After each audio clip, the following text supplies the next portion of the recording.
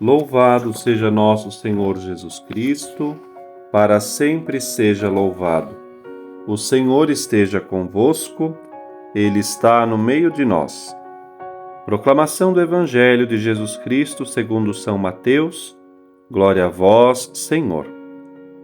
Naquele tempo, Jesus disse aos sumos sacerdotes e os anciãos do povo: Escutai esta outra parábola.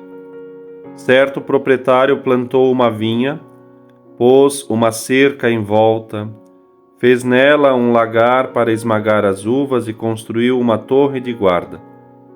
Depois, arrendou a vinhateiros e viajou para o estrangeiro. Quando chegou o tempo da colheita, o proprietário mandou seus empregados aos vinhateiros para receber os frutos. Os vinhateiros, porém, agarraram os empregados, espancaram a um, mataram a outro e ao terceiro apedrejaram. O proprietário mandou de novo outros empregados em maior número do que os primeiros, mas eles os trataram da mesma forma. Finalmente o proprietário enviou-lhes o seu filho, pensando: ao meu filho eles vão respeitar. Os vinhateiros, porém, ao verem o filho, disseram entre si: Este é o herdeiro, vinde, vamos matá-lo e tomar posse da herança. Então, agarraram o filho, jogaram-no para fora da vinha e o mataram. Pois bem, quando o dono da vinha voltar, o que fará com esses vinhateiros? Os sumos sacerdotes e os anciãos do povo responderam: com certeza, mandará matar de modo violento esses perversos e arrendará a vinha a outros vinhateiros, que lhe entregarão os frutos no tempo certo. Jesus então lhes disse: Vós nunca lestes nas Escrituras: a pedra que os construtores rejeitaram tornou-se a pedra angular, e isso foi feito pelo Senhor e é maravilhoso aos nossos olhos? Por isso eu vos digo, o reino de Deus vos será tirado e será entregue a um povo que produzirá frutos. Palavra da salvação, glória a vós, Senhor. Meu irmão, minha irmã, continuamos a leitura do Evangelho de Mateus na temática da vinha. O Senhor chama os servos para trabalhar na vinha. Na semana passada meditávamos com o Senhor que chama os seus filhos para trabalhar na vinha. E hoje nosso Senhor dá um passo além, se queixando dos servos, daqueles que Ele confiou esse cuidado de fazer frutificar a vinha do Senhor. O que mais poderia ter feito é a queixa que se lê na profecia de Isaías, quando ali ele, em um texto até bastante parecido com o do Evangelho, é apresentado uma vinha, o dono, Deus como dono da vinha, a vinha como seu povo, um dono que se preocupa, é cheio de atenção, que faz tudo com muito cuidado pela sua vinha, para que possa produzir uvas excelentes, ou seja, boas obras, mas produz uvas que não são comestíveis. E a poesia, que vinha tão agradável na Escritura, torna-se como que uma lamentação de alguém que está desiludido e até traído. Nós temos o poder de dizer a Deus que não podemos ferir o seu amor, trair as suas esperanças, e Ele quis correr o risco da nossa liberdade para que, não como escravos, mas como filhos, pudéssemos amá-lo e assim sermos felizes.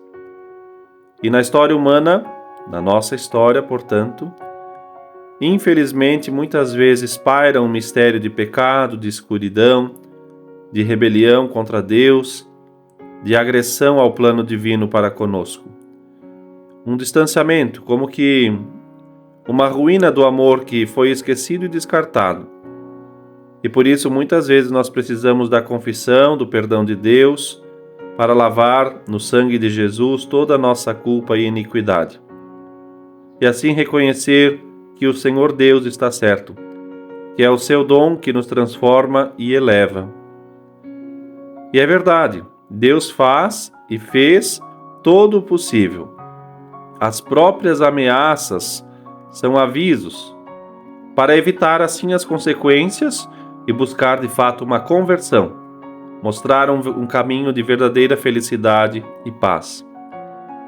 Veja que Deus nos concedeu inteligência, vontade, nos deu a oportunidade de livremente conhecê-lo, amá-lo e assim então chegar ao caminho da verdade por meio da nossa vida.